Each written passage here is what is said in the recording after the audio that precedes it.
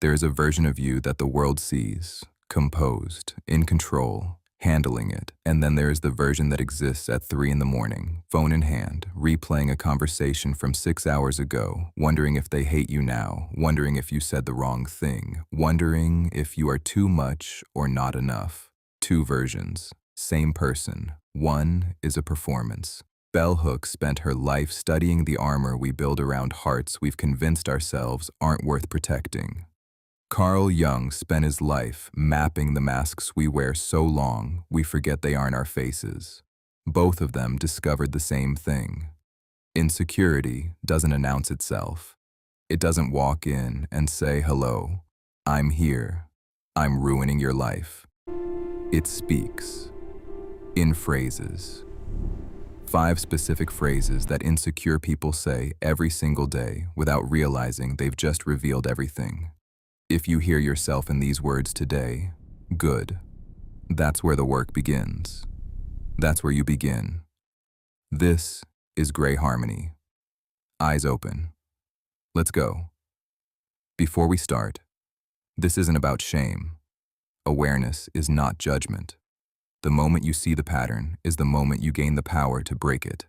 So don't look away from what you're about to see. Phrase number 1, 2 words.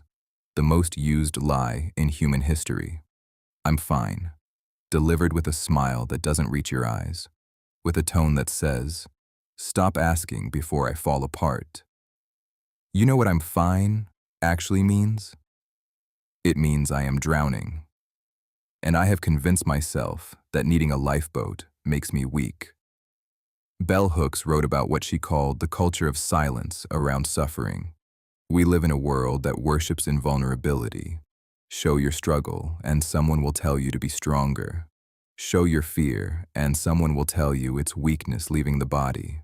So we smile. We perform wellness. We stand behind the frosted glass and watch people reach for us and say nothing. But here is what that glass does over time. It doesn't just keep pain in. It keeps love out. Every "I'm fine when you're not" is another layer of frost between you and the people who are genuinely trying to see you.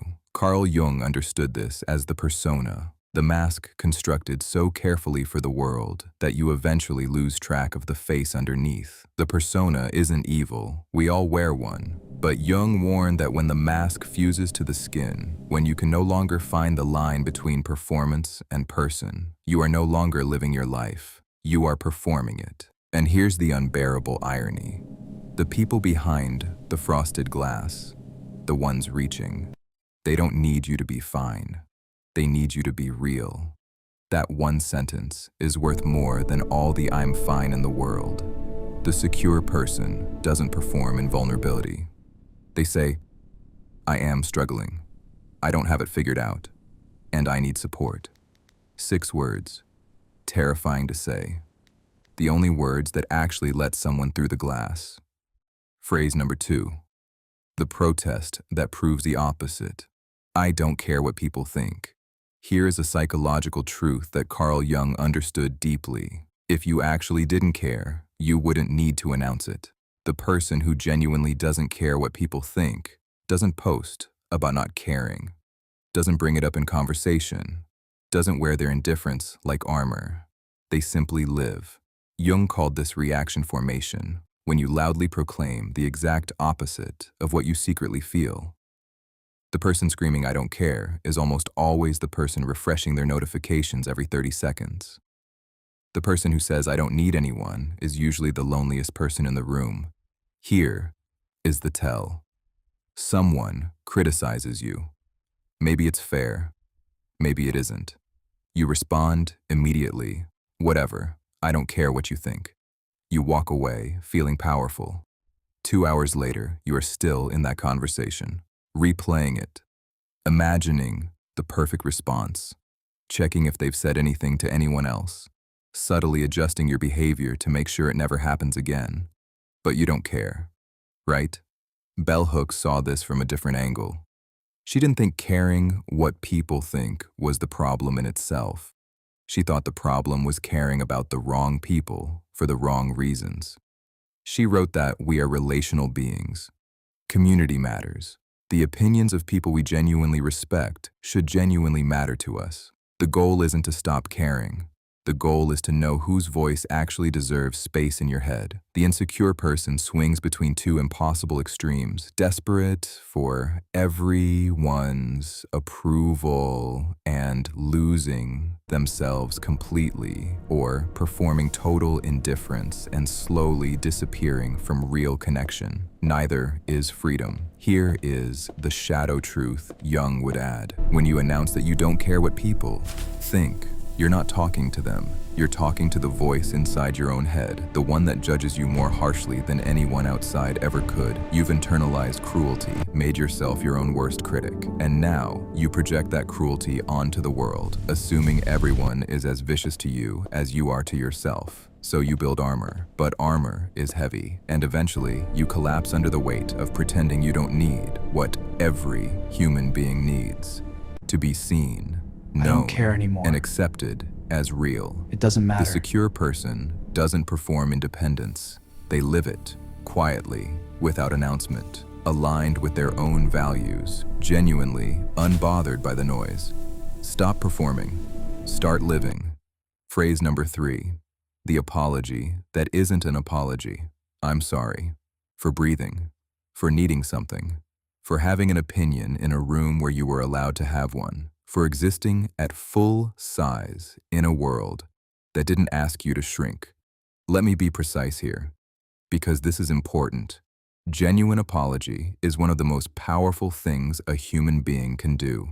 If you hurt someone, own it, mean it, repair it. That is integrity. This is about something else entirely. This is about the person who apologizes before sharing their idea in a meeting. Sorry, this is probably stupid, but this is about the person who says sorry when someone else bumps into them, who apologizes for asking a reasonable question, who prefaces every opinion with an apology for having one. Bell Hooks wrote about what she called self-erasure, the internalized belief that you are simultaneously too much and not enough, too emotional, too needy, too present, and yet never smart enough, attractive enough, worthy enough to simply occupy your space without apologizing for it. So you shrink. You preface Yuan. You say sorry for being here. Carl Jung would locate this in the wounded child, the part of the psyche formed in early experience that learned the safest way to exist was invisible. Maybe a parent made you feel like a burden. Maybe you were mocked for caring. Maybe every time you expressed a genuine need, you were told you were being dramatic. And so the learning happened. Don't need, don't want, don't ask. And if you must exist, apologize for it first. Decades later, that pattern is still running, like malware, in the background, shaping every interaction. Here is what chronic apologizing actually does. Every unearned sorry is a message to your own nervous system that you matter less than the people around you. It trains others to treat you as less, not because they are cruel, but because you have demonstrated that's the appropriate level of regard. And here is the paradox Bell Hooks would point to. When you apologize for things that are not your fault, you don't create peace. You create discomfort. The people who care about you feel guilty. The ones who don't care will use it. Boundaries are acts of love. She said that clearly. And the person who apologizes for everything has dissolved every boundary they ever had. The practice is not confidence. It is not arrogance. It is something quieter and harder. It is simply this. Stop apologizing for being here. You were given this space. Fill it. Phrase number 4. The question with no answer. Do you still like me? Or its 1,000 disguises. You're not mad, are you? Are we okay? You've been quiet. Did I do something wrong? Do you still want this? It is not a question. It is a ritual. A compulsive check to verify you haven't been abandoned yet. Carl Jung called this the exile of the self. What happens when you don't trust your own worth? You hand your emotional stability to other people like a fragile object. Then you spend every moment monitoring whether they're still holding it carefully, whether they might drop it, whether they've already let it go. Someone can tell you they love you 100 times. But if you do not believe you deserve love, you will not trust it. You will test it, constantly, setting invisible tests the other person doesn't know they're taking, waiting for the moment they finally prove what you've believed about yourself all along, that you are too much, or not enough, or both. Bell Hooks wrote something that deserves to be read slowly. You cannot receive love if you do not believe you're worthy of it. Read that again. Someone is holding something genuinely precious toward you right now. Love, friendship, regard, care. And you cannot receive it. Not because it isn't being offered, because somewhere inside you, there is a voice saying, they don't really know you yet. When they do, they'll leave. So you test.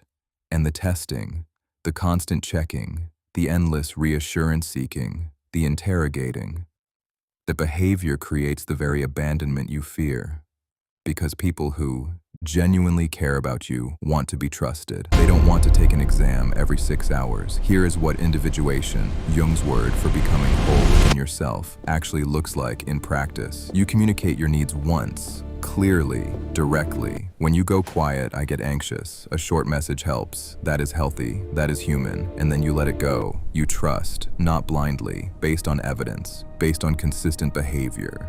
You rest in your own value enough to stop needing constant proof of theirs. The well that never fills, that is external validation. It doesn't matter how much someone pours in. If the vessel is cracked from the inside, the water will always find a way out. The only repair is internal. Fill the well from within. Then watch how differently you receive what others offer you. Phrase number 5, the weapon with good branding. I'm just being honest. Translation: I'm about to say something designed to wound you, and I am preemptively making it your fault if you bleed.